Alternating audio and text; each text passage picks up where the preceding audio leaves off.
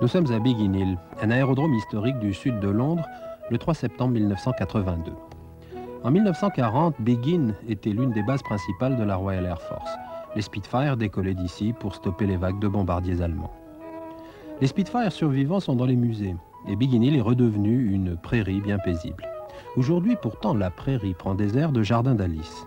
Elle est envahie d'une petite horde de fous volants venus avec femmes, enfants, copains et petites amies, et surtout en remorque ou repliés sur le toit de la voiture, leurs ULM. ULM égale ultra léger motorisé. Ce sigle désigne ce qui est en train de devenir un phénomène mondial. L'ULM est l'équivalent volant de la planche à voile. Mais il est aussi un retour aux sources de l'aviation, quand voler représentait un acte de liberté. Et enfin, l'ULM est aussi le vol pour pas cher, donc accessible à tous ceux qui en ont vraiment envie. Il y a 70 ULM aujourd'hui à Biggin Hill.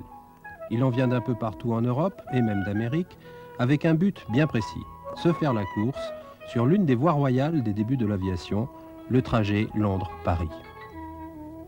73 ans après la première traversée de la Manche de Louis Blériot, ils vont vivre en vraie grandeur l'aventure des merveilleux fous volants dans leur drôle de machine.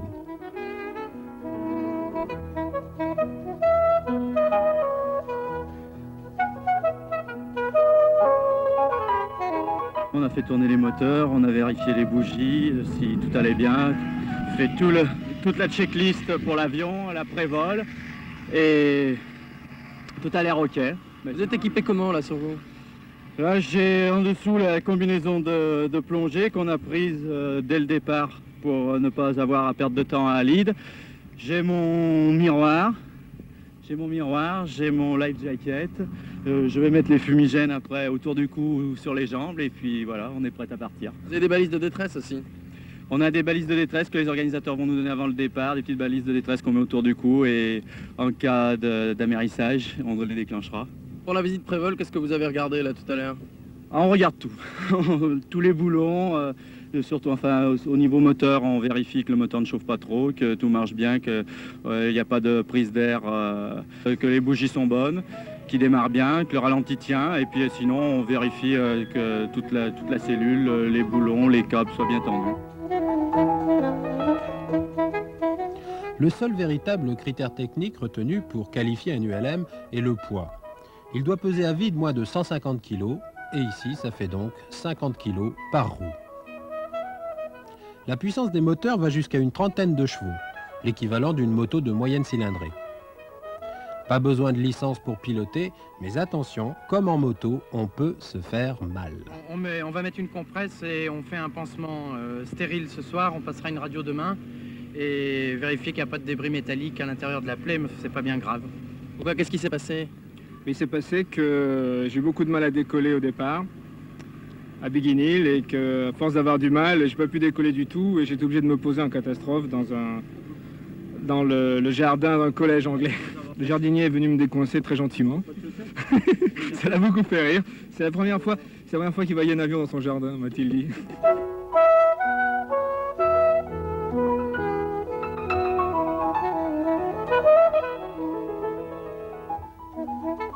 Il a fallu remonter les machines et bien sûr les essayer.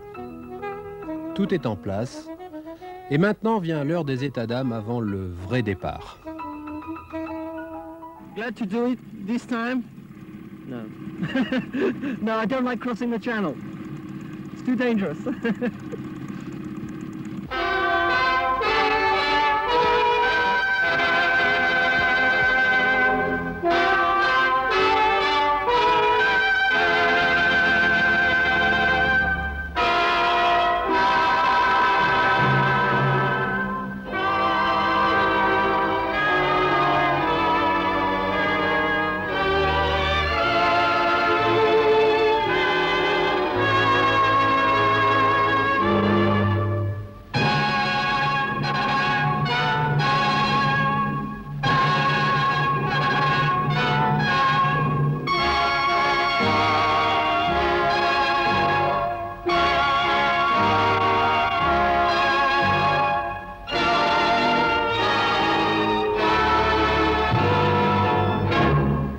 Comme il nous paraît petit aujourd'hui, l'avion d'Henry Farman qui en 1908 bouclait le kilomètre.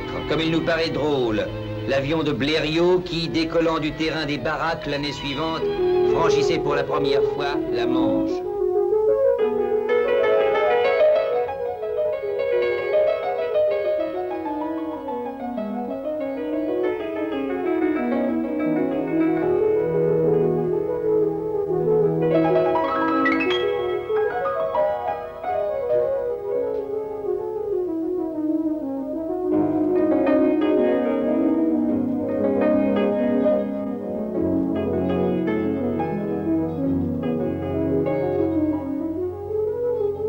L'année 1909, un prix de 25 000 francs est créé pour l'aviateur qui, le premier, réussira à traverser la Manche. Un duel s'engage aussitôt entre Hubert Latham et Louis Blériot qui s'entraînent avec ardeur. Le 19 juillet, Hubert Latham décide de tenter le raid avec son avion Antoinette, construit par le Vavasseur. L'appareil est conduit jusqu'au terrain de Sangatte, accompagné par une foule curieuse.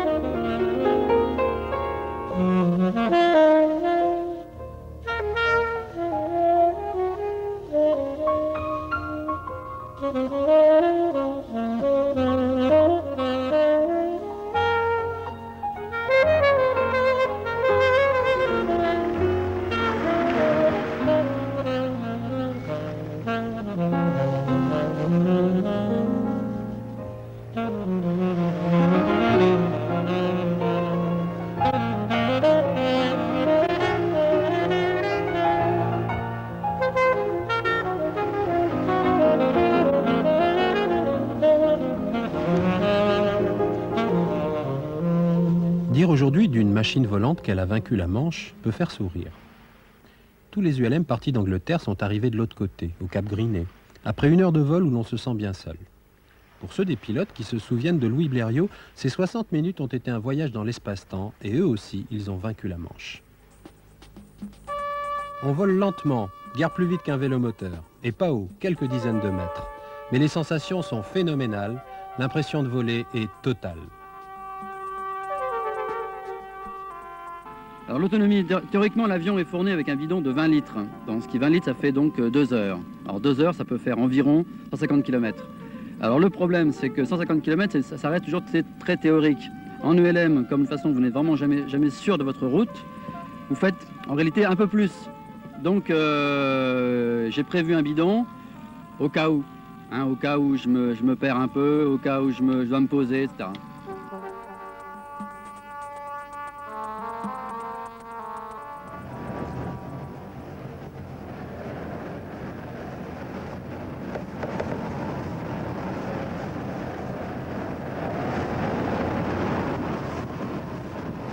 Première étape, le Touquet.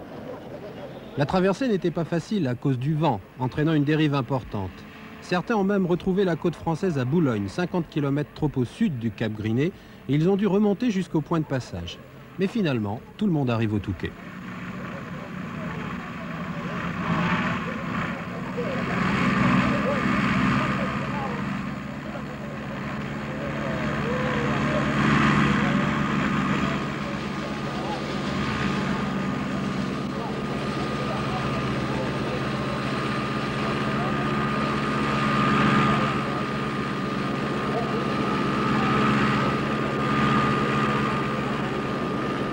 Le public remplit ses yeux et ses pellicules. Et Confucius a dit, tout ce qui monte doit redescendre, si possible gracieusement.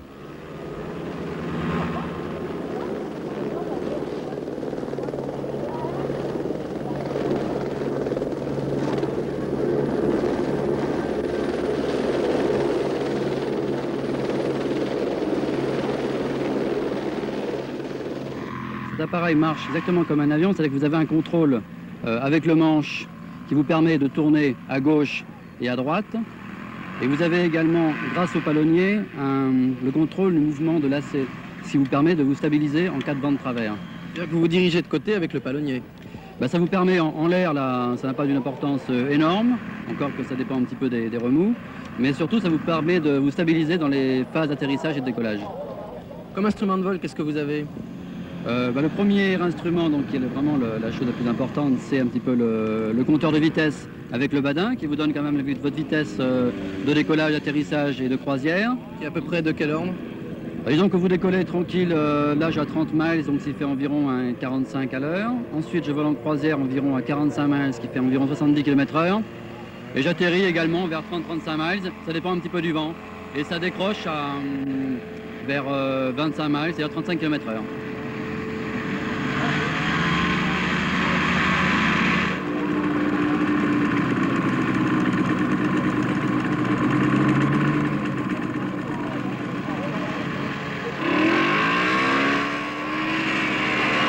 Il n'y a pas ici de grands ou petits pilotes, il n'y a que des pilotes. Lui, c'est Jean-Loup Chrétien, qui tournait dans l'espace quelques semaines plus tôt à bord de la mission Soyouz T6 Salyut 7. Le premier Européen de l'Ouest, le premier Français dans l'espace, il a rejoint les concurrents au Touquet et sera demain à bord d'un ULM en course, jouant les blériot du dimanche. Faites un tour à demi-pied au-dessus, commencez à regarder et descendez de ce côté. Prochaine étape, le Touquet-Beauvais. Et on retrouve les gestes classiques de la course, qu'elle se vive en auto, moto, bateau ou ULM. Quand la mécanique est prête, on prend un chiffon et on astique. Bernard, tu as une prévie? Non, I think it's rather unique in that it's the first in ultralight, and not only that, it's the first from London to Paris. It's a very unique situation. C'est vous qui avez gagné l'étape, Pierre. C'est-à-dire que certainement, au point de vue consommation, le moins, parce que nous avons fait 4 litres de Biguinil à Lide et 6 litres et demi de Lide jusqu'ici au Touquet. Comment ça s'est passé? Sans problème. Au point de vue fonctionnement du moteur, ça a tourné comme une horloge. Au point de vue précision des temps estimés, nous sommes arrivés un peu moins d'une minute en avance sur l'horaire prévu. Si vous avez fait des calculs très savants, très précis? C'est-à-dire que non, nous avions simplement, je crois, une très bonne estimation du vent de dérive et nous en avons tenu compte, ce qui fait que nous avons volé très droit et la traversée était le point le plus difficile. Vous avez aussi un appareil qui est très supérieur, qui n'est pas du tout de la même conception que les autres. C'est-à-dire que c'est un appareil effectivement très petit. C'est certainement l'appareil qui a la meilleure performance de finesse, c'est-à-dire qui avance très facilement dans le vent, permet de faire une vitesse de pointe de 90 à l'heure, consomme donc le moins et en plus qui offre le maximum de sécurité puisque cet appareil permet la descente verticale en parachutal selon la formule Minier. C'est-à-dire l'aile principale ici qui pivote et qui donc se trouve à la partie supérieure de l'avion, le centre de gravité étant plus bas que l'ensemble des deux ailes. Allez, 2000 of visibility, 1 minute to go. Wait, 50 seconds. Oh, put your card in your jacket.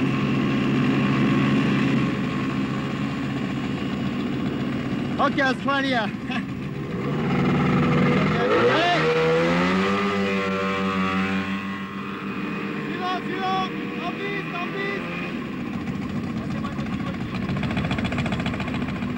Alors la table, je t'envoie le 5 à 9h43. Attention, ready? Monsieur-vous, go! Le 65, 9h43. Le 65 à 9h43. Le 65, 9h43, tu me reçois, Rémi?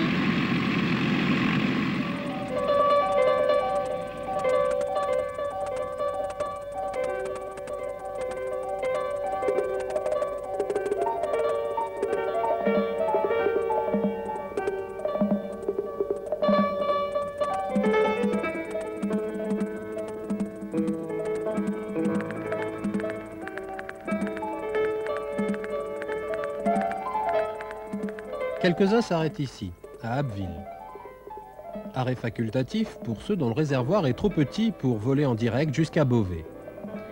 En l'air, il y a du vent qui ralentit les ULM et aussi de la turbulence. On trace les caps et on repart.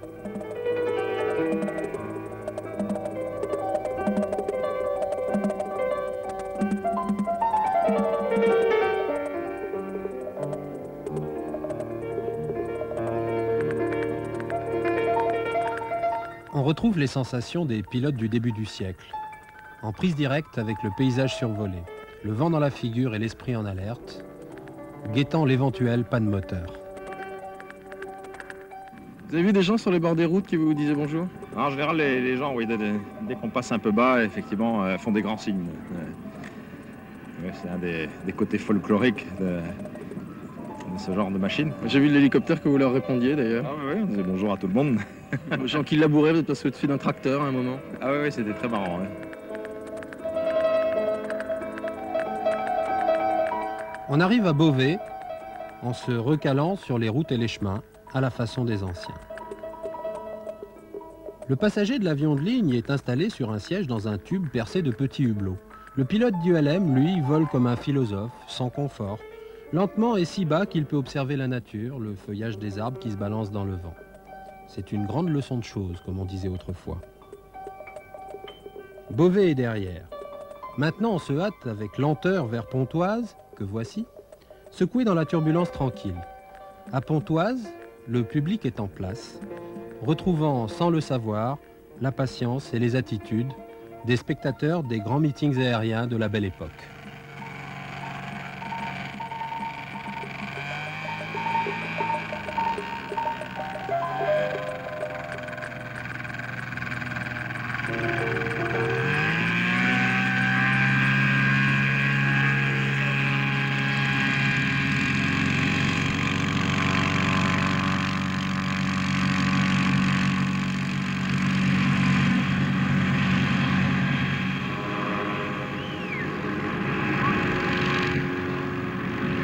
C'est grave dans la mesure où pour voler il faut une aile, un chariot, un moteur.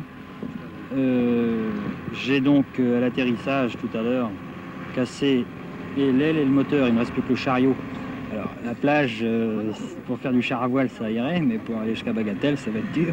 Vous allez pouvoir repartir demain? Si j'ai le moteur demain à 8 h, je peux le monter en 1h30 là-dessus. Et j'envoie mon assistant chercher l'aile à Bernay dans l'heure. Cette nuit, et demain matin je peux voler.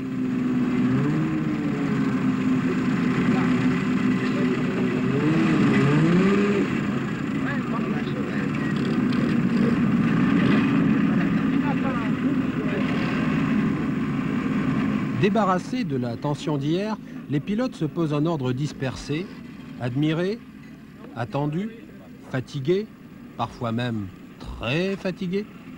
Ils sont une soixantaine parvenus jusqu'ici. Et demain, c'est la dernière étape vers Paris et la pelouse de Bagatelle. Mais en attendant, l'heure est venue de l'inévitable briefing. Le circuit que vous avez sur la carte, là, il est évidemment, c'est un peu un circuit de pavillon, il est un petit peu rectangulaire. Je vous demande pas de faire de circuit rectangulaire comme ça, je vous demande de faire un circuit normal, c'est-à-dire présentation sur le terrain, aller jusqu'à la biroute et repérer le sens du T, et à ce moment-là, entourer normalement votre circuit pour vous poser sur la piste qui sera balisée. OK ?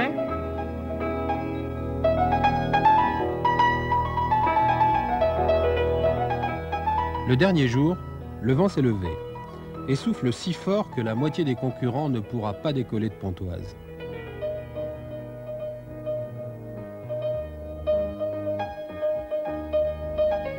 Et enfin, la récompense. Paris est à leurs pieds. Sur la pelouse de Bagatelle, 80 000 spectateurs attendent. Malgré le vent, ce sera une après-midi grandiose, un acte de renaissance d'une aviation oubliée. Le 30 mars 1907 à Bagatelle, Charles Voisin accomplit un vol de 80 mètres sur un biplan conçu par son frère Gabriel.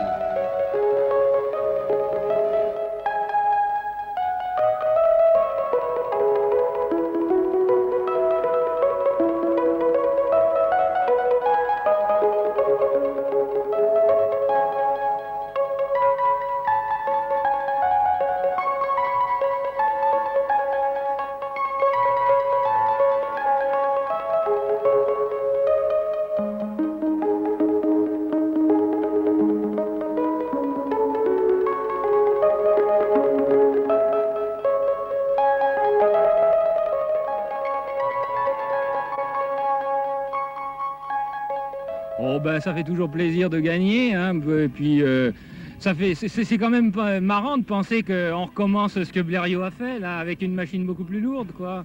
Nous, on a du matériel beaucoup plus léger, mais du matériel qui marche, quoi. Tiens, justement, c'est grâce Bernard, venez. C'est grâce à vous, Bernard Lanis, puisque c'est vous qui avez construit cette aile là. Vous vous êtes déjà habité tout à l'heure. Vous êtes content? Pour moi, je suis très content. Hein, pensez, ça fait 20 ans que j'œuvre à faire des ailes. Et c'est la première fois qu'on gagne une si grande compétition. Oui, et puis moi j'étais confiant parce que bon, ce qui était important, il y avait un problème de navigation là-dedans, mais il y avait surtout un problème de machine qui était capable de tenir le choc. Combien de temps t'as mis pour faire depuis Londres? Oh, depuis Londres à peu près, tiens, le compteur d'heures, il marque 11 heures, il était à 0 quand on est parti, quoi. Bon, on m'a mis à part les pertes de temps au décollage, quoi.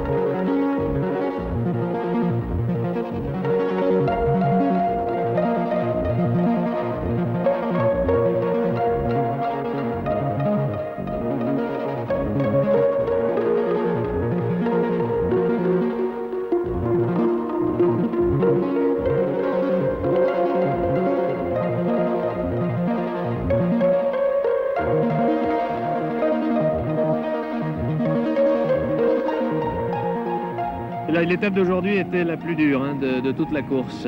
Autant la traversée de la Manche était une rigolade et une chose tout à fait stable, tranquille. Autant, bon, il fallait calculer sa navigation, la dérive, etc. Mais enfin, la visibilité était excellente. Alors qu'on avait un peu fait une montagne de ça. Bon, évidemment, c'est le symbole de passer au-dessus de la mer, tout ça. Autant l'étape d'aujourd'hui, qui aurait dû être une promenade de santé, a été une lutte contre les éléments.